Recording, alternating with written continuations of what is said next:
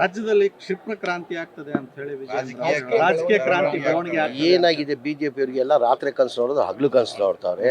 ಯಾವ ಕಾರಣಕ್ಕೂ ಏನೇನು ಆಗಲ್ಲ.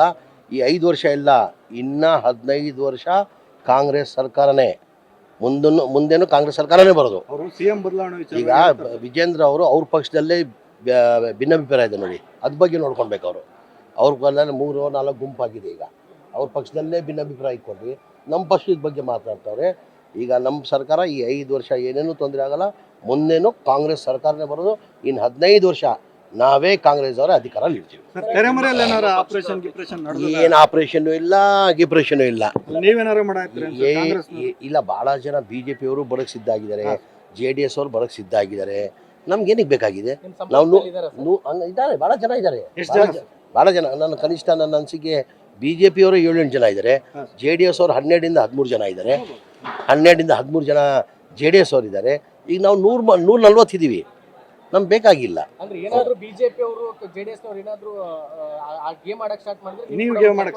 ಇಲ್ಲ, ಗೇಮ್ ಆಡೋಕ್ಕೆ ಅವ್ರ ಪ್ರಶ್ನೆನೇ ಬರಲ್ಲ, ಆ ಥರ ಪ್ರಶ್ನೆನೇ ಬರಲ್ಲ ಸರ್. ಈ ಗ್ಯಾರಂಟಿಗಳು ನಮ್ಮ ಕಾಂಗ್ರೆಸ್ ಪಕ್ಷದಲ್ಲಿ ನಾವು ಯಾವಾಗಲೂ ಅಧಿಕಾರ ಇರ್ತೀವಿ, ಈ ಗ್ಯಾರಂಟಿಗಳು ಮುಂದುವರಿಸ್ತೀವಿ. ಗ್ಯಾರಂಟಿಗಳು ನಿಲ್ಲಿಸೋದು ಪ್ರಶ್ನೆನೇ ಬರಲ್ಲ. ಇಲ್ಲ, ಆ ಥರ ಏನಿಲ್ಲ. ನಾನು ಹೇಳಿಲ್ವಾ, ಮುಖ್ಯಮಂತ್ರಿ ಸ್ಥಾನನೂ ಖಾಲಿಲ್ಲ, KPP ಅಧ್ಯಕ್ಷ ಸ್ಥಾನನೂ ಖಾಲಿಲ್ಲ. ಈಗ ಮೊನ್ನೆ DK ಶಿವಕುಮಾರ್ ಅವರು KPC ಅಧ್ಯಕ್ಷ ಆಗಿ ಕೂತಿದ್ದಾರೆ, ಮೊನ್ನೆ ಸಿದ್ದರಾಮಯ್ಯ ಅವರು ಮುಖ್ಯಮಂತ್ರಿ ಆಗಿ ಕೂತಿದ್ದಾರೆ. ಈಗ ನಮ್ಮಲ್ಲಿ ಏನಾರ ಬದಲಾವಣೆ ನಾವು ಅಭಿಪ್ರಾಯ ಹೇಳ್ಬೋದು, ನಮ್ಮ ಅಭಿಪ್ರಾಯ ನಾವು ಹೇಳ್ಬೋದು. ಬದಲಾವಣೆ ಮಾಡಬೇಕಾದ್ರೆ ಯಾರು ಮಾಡಬೇಕಾಗಿರೋದು? ಹೈಕಮಾಂಡ್. ನಾವು ಹೈಕಮಾಂಡ್ ಹಾಕಿದ್ಗೆರೆ ನಾವು ದಾಟಲ್ಲ. ಆ ಥರ ಯಾರಿಲ್ಲ. ಈಗ ಅಧ್ಯಕ್ಷರು ಇದ್ದಾರೆ, ಚರ್ಚೆನೇ ಬೇಕಾಗಿಲ್ಲ. DK ಶಿವಕುಮಾರ್ ಅವರು ಒಳ್ಳೆ ಕೆಲಸ ಮಾಡ್ತಾರೆ, ಸಂಘಟನೆ ಮಾಡ್ತಾರೆ, ಇಡೀ ರಾಜ್ಯದಲ್ಲಿ ಅಡ್ಡಾಡ್ತಾವ್ರೆ. ಈಗ ಅದೆಲ್ಲ ಹೈಕಮಾಂಡ್ ಸರ್, ನಾವು ಮಾಡೋಕೆ ನಮ್ಮ ಅಭಿಪ್ರಾಯ, ನನ್ನ ಅಭಿಪ್ರಾಯ ನಾನು ಹೇಳ್ಕೊಳ್ಬೋದು. ತೀರ್ಮಾನ ಮಾಡೋರು ಯಾರು? ನಮ್ಮ ಪಕ್ಷದ ಹೈಕಮಾಂಡ್. ನಮ್ಮ ಹೈಕಮಾಂಡ್ ಏನು ತೀರ್ಮಾನ ತಗೊಂತಾರೆ ಅದಕ್ಕೆ ನಾವೆಲ್ಲ ಬದ್ಧಾಗಿರ್ತೀವಿ. ಇಲ್ಲ, ಆ ಥರ ಏನಿಲ್ಲ.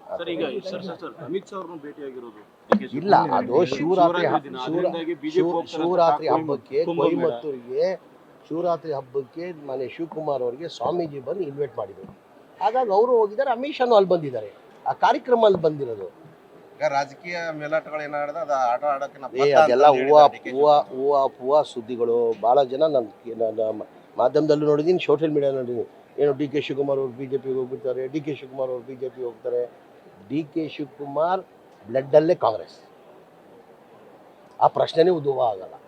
ಏನು ಹೇಳಿ, ಈಸ್ ಎ ಪಕ್ಕಾ ಕಾಂಗ್ರೆಸ್ ಮ್ಯಾನ್. ಕನ್ನಡಿಗರ ಮೆಚ್ಚಿನ ನಿಮ್ಮ ನ್ಯೂಸ್ 18 ಕನ್ನಡ ಈಗ ವಾಟ್ಸ್ಆಪ್ನಲ್ಲಿಯೂ ಲಭ್ಯ. ಕರ್ನಾಟಕ ಮತ್ತು ದೇಶ ವಿದೇಶದ 360 ಡಿಗ್ರಿ ಸುದ್ದಿ ವಿವರವನ್ನ ನೀವು ನಿಮ್ಮ ಕೈ ಬೆರಳುಗಳಲ್ಲಿಯೇ ಪಡೆಯೋದಿಕ್ಕೆ ಈ QR ಕೋಡ್ ಅನ್ನು ಸ್ಕ್ಯಾನ್ ಮಾಡಿ. ನಮ್ಮ ಚಾನೆಲ್ ಅನ್ನು ಫಾಲೋ ಮಾಡಿ, ನೋಟಿಫಿಕೇಶನ್ ಆನ್ ಮಾಡಿ.